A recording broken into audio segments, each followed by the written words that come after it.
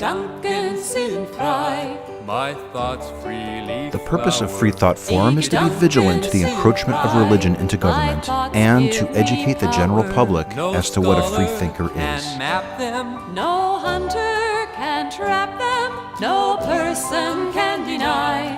Die Gedanken sind frei, no person. Welcome to the Freethought Forum, the program that encourages the open dialogue, consideration, and investigation of a wide variety of ideologies and philosophies in today's society. My name is Irene Scharf, and as a member of the Bexar County Historical Commission and the Helotes Historical Society, I have been asked to moderate a panel of distinguished guests. The topic for this evening is the Freethinkers of San Antonio and the Texas Hill Country. The first two programs covered the historical background, the reasons why they left Germany and immigrated to Texas, and looked at some of the settlements and the lives of some of the early families that came to Texas. Tonight's program is the third in this and final in this third three-part series, and tonight we will look at the Civil War and the events that happened that impacted the lives of these early freethinkers.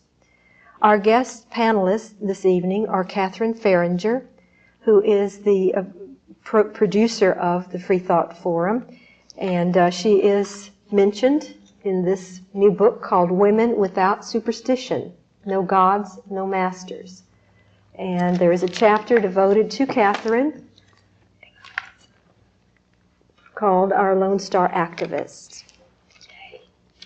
Next we have Greg Krauter, who is a historian from the Comfort area in the Hill Country, and he is director and past president of the Comfort Heritage Society, as well as a member of the Kendall County Historical Commission. He is a graduate of the University of Texas, fifth generation owner of the historic Ingenhuet store in Comfort, which is the oldest continuously open country store in Texas. And he's also a seventh generation descendant of some of the early Texas freethinkers. Also with us this evening is Ed Scharf, who is retired from civil service and also a real estate broker. He has a graduate degree from the University of Texas also, and he has been researching the Texas freethinkers for the last 2 years in preparation for our historical marker in the Hill Country. So let's begin with just a little recap from our first two sessions. What is a freethinker, and then what brought the German freethinkers from Germany to Texas. So Catherine, what is your definition of a freethinker? A new one for every time.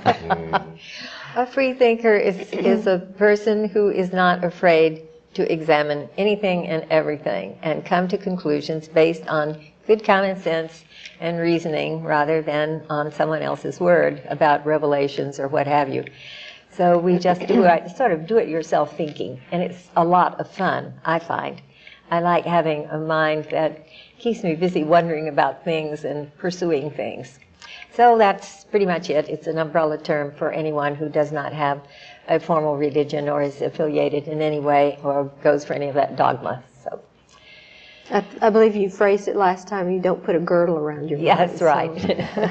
No restrictions. No corsets. And oh, for goodness sakes, don't put those things on those babies with those big rosebuds and that plastic band. That's going to not make a freethinker, I'll tell you right there. So expand your mind. Yes. And that's the purpose of this forum, is to expand your mind. So Ed, tell us a little bit about the historical background. What happened in Europe that brought a lot of the German freethinkers to Texas? There was severe turbulence in Germany in the beginning in the early 1840s. They were experiencing a tremendous famine causing widespread starvation, or on the verge of starvation. The business climate had pretty well collapsed. They were in the midst of a depression. People were losing jobs. It was very much like the 30s, or even worse, that this country experienced. So it was quite a calamity in the country. And at that time, some German leaders decided the country was way overpopulated. I guess this was all before birth control procedures, too. And so they said, we need to dump a lot of people. So they made plans to really move a lot of German citizens, move their problems away and move them to the United States. Often what Mexico gets accused of doing, I guess, these days, you know, people coming across the border. The Germans had that same kind of economic situation. And in the United States alone, I think, I believe the figure's around 1.5 million Germans were immigrated throughout the United States during those early years. And during that time, approximately 30,000 of them came to the Texas Hill Country. Later, New Braunfels and Fredericksburg were the areas. But within that group, often hidden from view, was a very important group of about 1,000 people called the Freethinkers, the ones that we're concentrating on today, that settled in this free-thinking Texas Hill Country, the towns of Comfort, Sisterdale, Tusculum, Burney, and that surrounding area. And Greg, you're a descendant of some of these early freethinkers. Yes. What were their lives like when they immigrated up to the Civil War, which was sort of a watershed, I guess you'd say, in their lives? How did they live and what took place? Well, on one hand, they were very much occupied with just staying alive. Same thing all the other immigrants were involved in: food, shelter. Some of the hostile Indians, there were some hostile Indians in the area too. But at the same time, among the free-thinking communities, they also were very active in education, weekly or periodic meetings at which they would discuss, keep up to date on world affairs, and discuss literature, art. Many of them had brought books instead of tools and such with them to the new country, and they were a very idealistic bunch, which helped them in some instances and hindered them in others. Mm-hmm. And I believe they were, for the most part, anti-slavery. Very much so. And many were also anti-Confederacy. Well, they were very much against secession. Most of them went on to become American citizens and take their oath, and they viewed secession as a breaking of that earlier oath. Mm-hmm. So they did believe in the Union and many of the ideals of the Constitution of the United States. Mm-hmm. And what happened to there? I believe there was a group in Comfort, or from the Comfort area, that felt that they were being persecuted, shall we say, and pressured to join the Confederacy, which, as you said, they were anti-secession. Many of the traits of these freethinkers were also traits that brought them into conflict with the Confederate authorities, and during the early part of the Civil War, when conscription was being forced upon the residents of the central Texas Hill Country, a large group of them gathered not far from Comfort and decided to try and make it to Mexico rather than join the Confederacy and go against their own personal convictions. And Confederate authorities viewed this group as traitors, of course, to the Confederate cause, and it resulted in one of the really bad parts, at least in the Hill Country, of the bad events of the Civil War, and that was the Battle of Nueces. Occurred down in what is now Kinney County, and ultimately it became the beginning of what was a series of events in the Hill Country that culminated in hangings and retribution against many of the German settlers for their beliefs and because they had been related to or had known people that were part of this group. Mm-hmm. This is America. Right. Freedom of speech. Mm-hmm. And I believe you attended a seminar last year on the Battle of the Nueces in Fredericksburg. Actually, several of us did. Catherine, I think you were there too. Yes, I was there. And Sure, Greg I was there, sure. yeah. Was there any new information brought forth about? No, well, we learned a lot of new things. A lot of new details that weren't necessarily known before. There's been a lot of primary research that's been uncovered in recent years, but the really the basic tenets of story, I think, remained the same. These people were doing what they believed in, and a lot of them ended up dying for their beliefs. You might show where they're buried, Craig. Yeah, after the when the Civil War ended, a group of locals went down and gathered the remains of some 36 men, brought them back to Comfort, and put up what became the first Civil War monument or memorial to be erected in the entire state of Texas, and that's in Comfort now. And about a little over a year ago, it was finally restored and rededicated, and part of the current free-thinking group was there to be on hand for the occasion also. Yeah. Well, there are two very unusual things about that flag. It's a period flag, for one thing. 36-star flag, right. Yes, at the number of states at the time. This also in 1991, this site became one of only 6 mass burial sites of American patriots in the whole nation to be given the right by act of Congress to fly the flag at half-staff in perpetuity. So that's quite unique. Some other sites are places like the Arizona Memorial, Arlington, Gettysburg. It's in with some big names. Pretty prestigious And the inscription company. is Troya de Union, which is true to the Union. As you said, they stood on their principle. But I believe there's some controversy as to whether or not they felt that they could flee to Mexico without retribution. And I believe September issue of the Texas Monthly has a lengthy article in which you were featured, as well as a Paul Bourrier, and you have sort of different versions of the story. We have different interpretations. That's always been one of the main points of contention, was whether some type of proclamation had been issued giving these people a certain amount of time to leave the state, and when it was issued. And of course, my belief is that being in such a remote area, they probably received the news rather late, regardless of when it was issued, much as we saw with the Emancipation Proclamation, reaching Texas after a lengthy period of time. Information didn't travel in nanoseconds like it does today. No, didn't have computers, right? But so much of what caused this group to take the actions they did were part of their philosophy as freethinkers. It was all part of one. That they believed in many of the ideals that the United States had been founded on, in the late 1700s. And So do we know, did the majority of the free-thinking community support the Union? I think in the Comfort area, I would say almost all of them did, universally, and really in some of the free-thinking communities didn't survive until the beginning of the Civil War, but the ones that did, I think they all opposed slavery, and especially secession. And then what happened to the free-thinking community after the Civil War?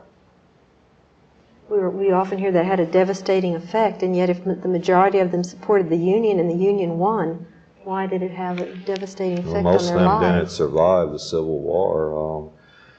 Sisterdale barely survived it, and really Comfort was the only one that actually survived the Civil War.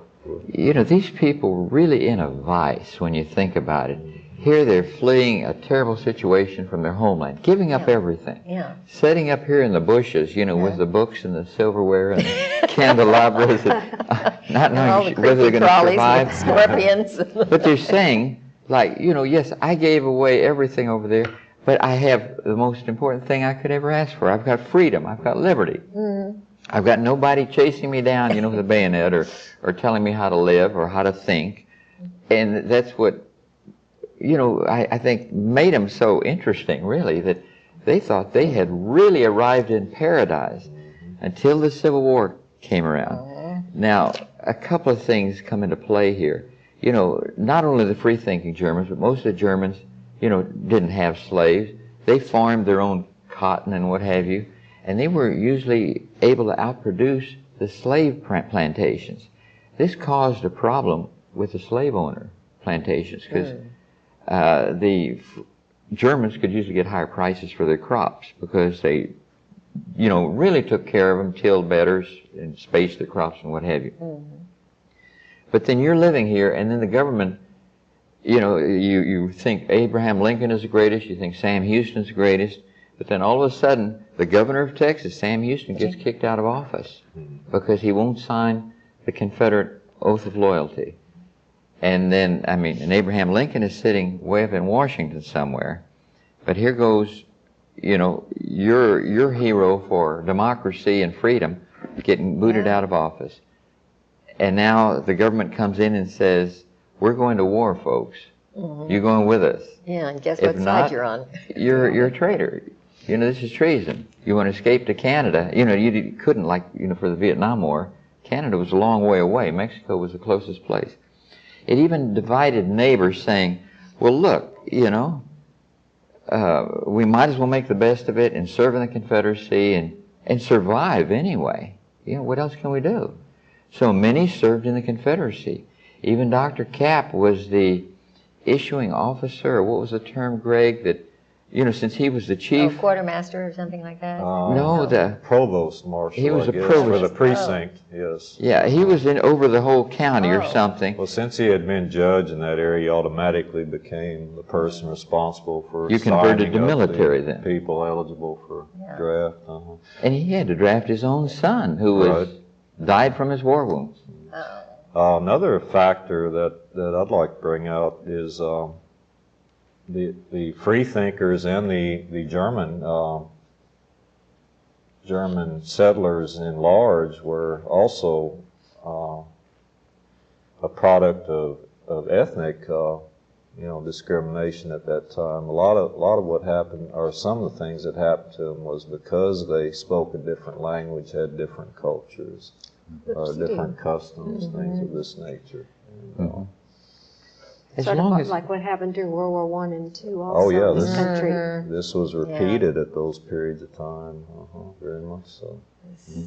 But see, when they were in the hill country, they kind of had their own commune, basically, area. But when the war came along, it spread them out so much. Here you're heading to Mexico through hostile territory with some of them. Many and they made had it. many more outsiders coming in. Outsiders coming in. It was a total upheaval. And it almost put neighbor against neighbor to a large degree. And it just destroyed the whole area, basically, where many said, hey, we've got to go to San Antonio now, or Austin, or Dallas, to look for jobs, basically. It's hard to imagine what might have become if the Civil War had not, destroyed the path of some of these communities, especially these so-called Latin communities or colonies. What would life be like today? Yeah, we have so much trouble finding free thinkers. Because some of these communities included some brilliant people and people that went on, even in the face of adversity, to make some astounding accomplishments. Earlier we talked about Dr. Herf, for instance.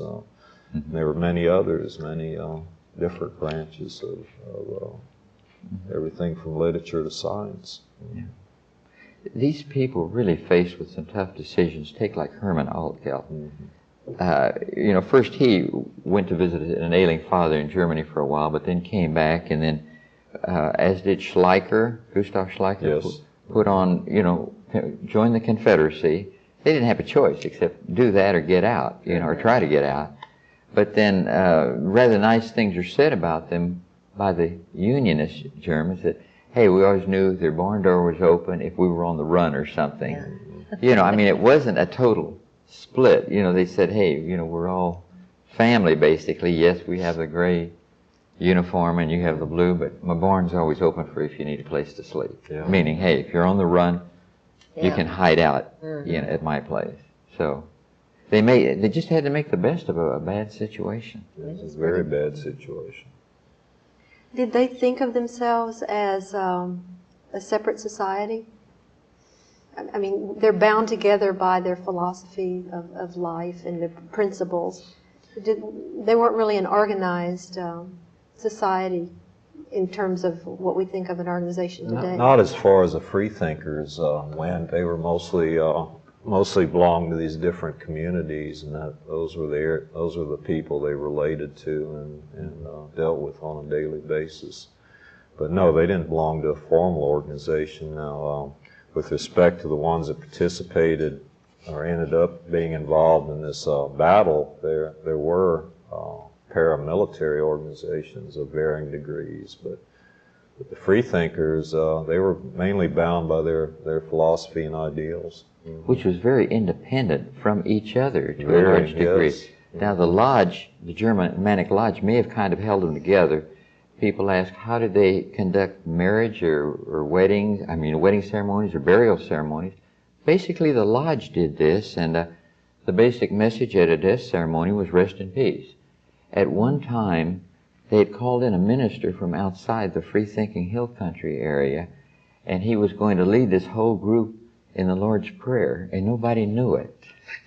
The preacher said it all by himself. That was interesting. No one knew the Lord's Prayer even, in the free-thinking hill country, which was very... I can recall one person recently lives in Fredericksburg that considers himself a freethinker. He visited some family's home, and they sat down, and he sat down to pray, and the woman of the household said, "We don't pray in this house." So, it's just a very different type of approach than many people are used to. Mm-hmm. But why is it important that we remember these people, and how are we going to commemorate them?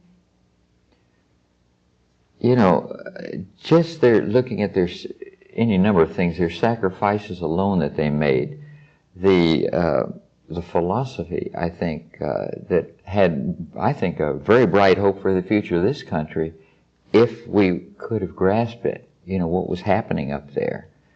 That, hey, they had no bias. They were too far in the future for too many of the people that lived in the area. We're too far in the future, too, it would seem. I'm afraid you're... Where is that bridge to the future? Yeah.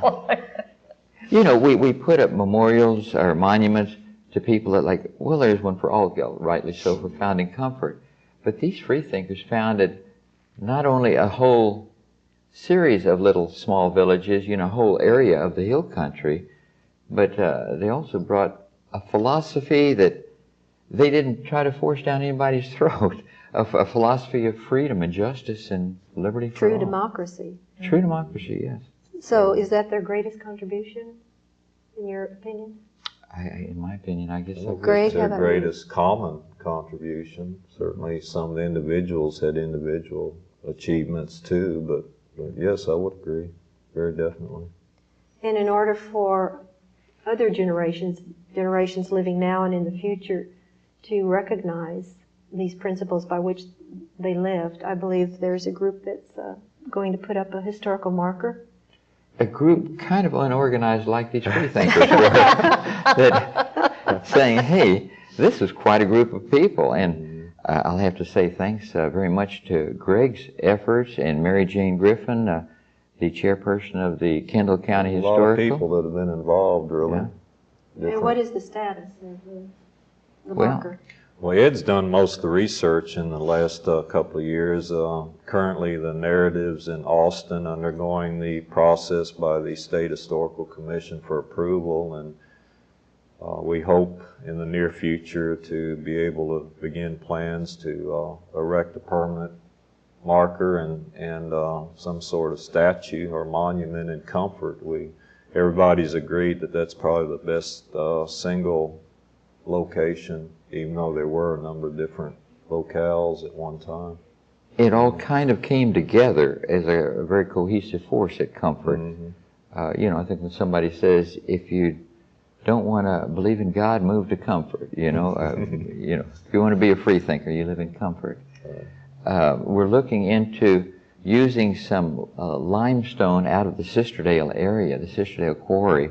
Ironically, the ground that the freethinkers lived on, and like Greg was saying, possibly put up a very simple monument with a state historical marker, possibly some of the sayings possibly, from that 1854 convention, some of their feelings, some of their ideas. Speaking of that, what provoked that? What brought that about? What was the propelling force for having that meeting in San Antonio? Were they trying to accomplish? Every year, they had what they called a singing society, a Sanger Fest, and they would.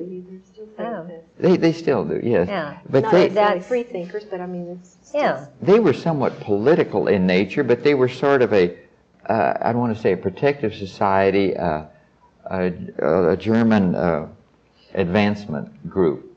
Trying to assimilate into the country. A kind of hey, we're not foreigners, we're with you type people. A friendship group. But they did like to sing very much too, and they probably liked to drink very much too. Probably. I think that was one of their resolutions, wasn't it? Let's do away with this silly business of Sunday law.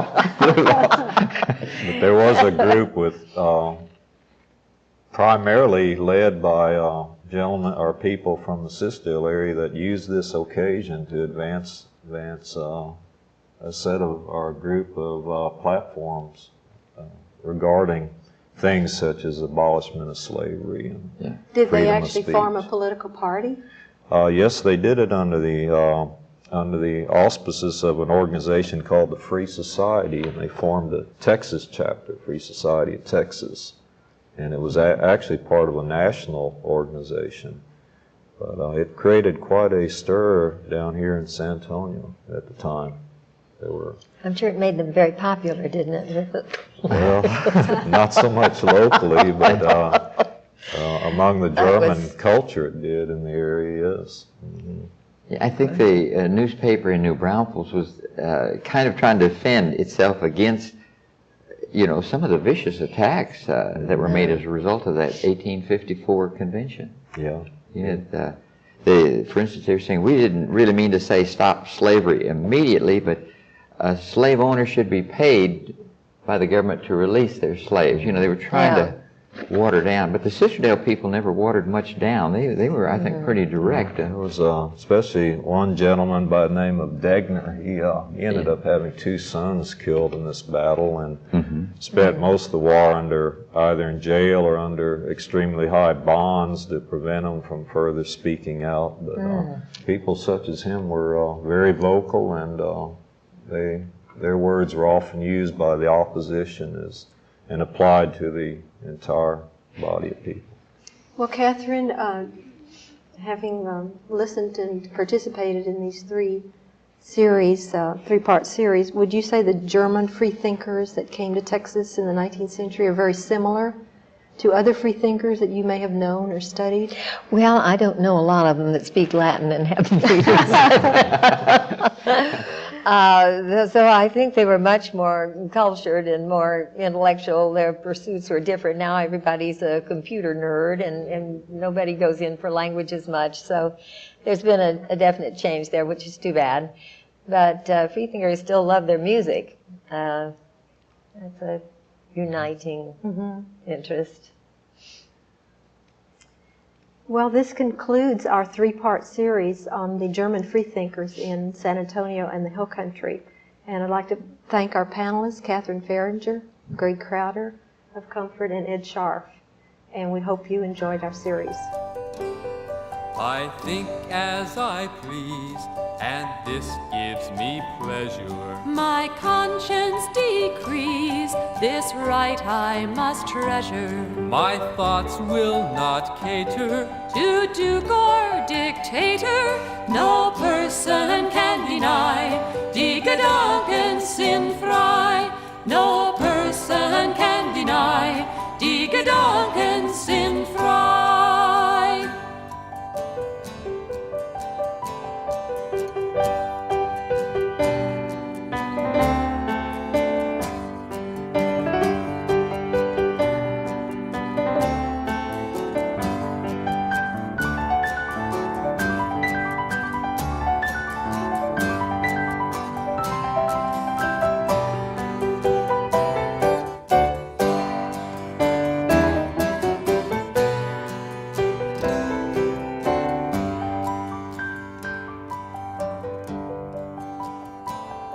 And should tyrants take me and throw me in prison, my thoughts will burst free like blossoms in season. Foundations will crumble.